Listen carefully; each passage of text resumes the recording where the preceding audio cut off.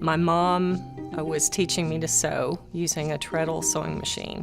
So everything is exposed on a treadle sewing machine. You can see the lever, the cams, the belt, the pulley, and I just remember it clicking with me. Okay, I like fixing things. I like understand how everything works. I always wanted to understand the reasons why something was not working or what I needed to do to fix something. So I thought, yeah, maybe my parents are right, because they always said to me, okay, you are a born engineer.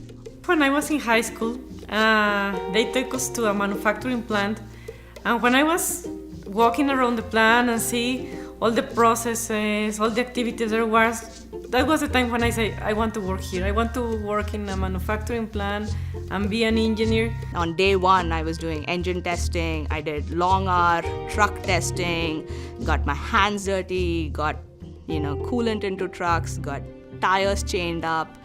And I think through the process, absolutely fell in love with engineering.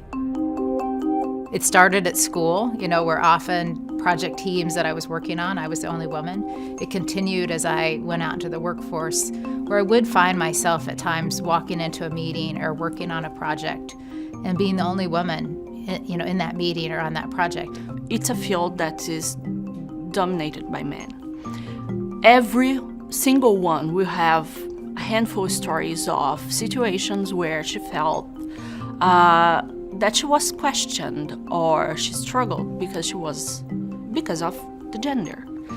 So this always, forever, had bothered me.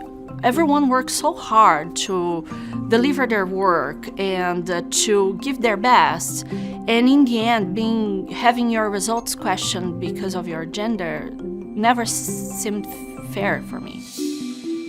In the mid to late 2000s, there were a couple of conferences and a couple of locations trying to get together women engineers.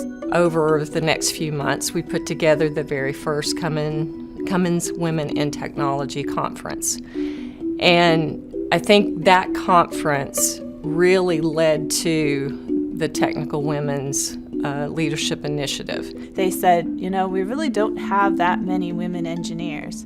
Could you do a project to look at barriers and enablers for having more women in the engineering function? Technical Women Initiative was a way to, let's move from frustration to active working. And it was a path for me to, let's shift and work actively to improve what I can. One of the things we recognized as we focused on technical women and the development and retention of women in engineering was that while we had a diverse workforce, we didn't always have inclusive environments where all of our employees, men, women, different backgrounds, could fully contribute and feel comfortable contributing. They don't have to try to pretend to be something they're not. And by doing that, we actually are able to leverage that diversity fully.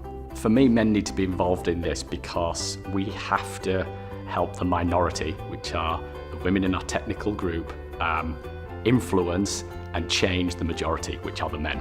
And if men don't engage with this, I think it's going to be really hard for us to change the environment in which we are working.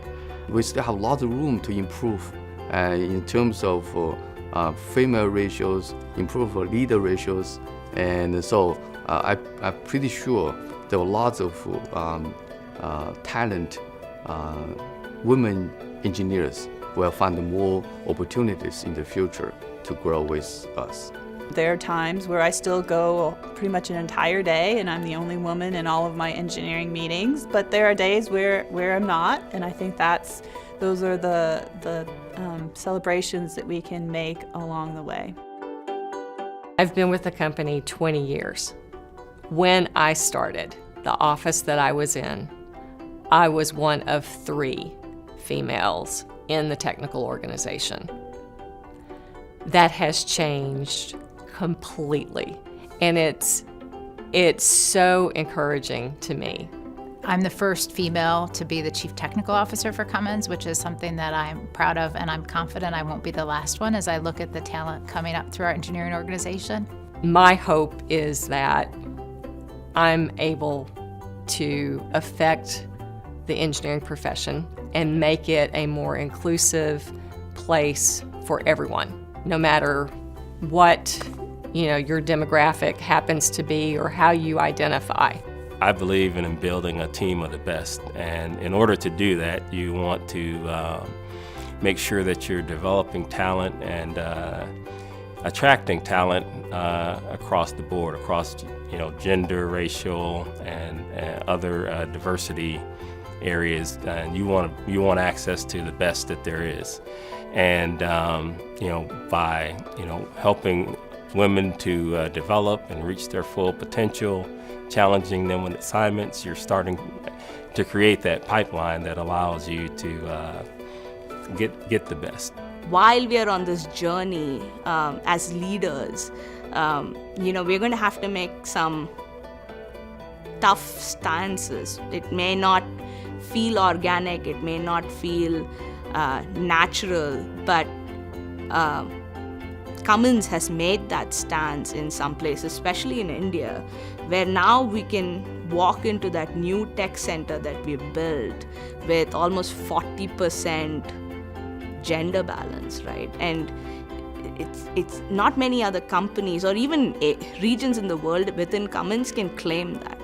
And I think we are on our journey, but we've actually achieved quite a lot in the process.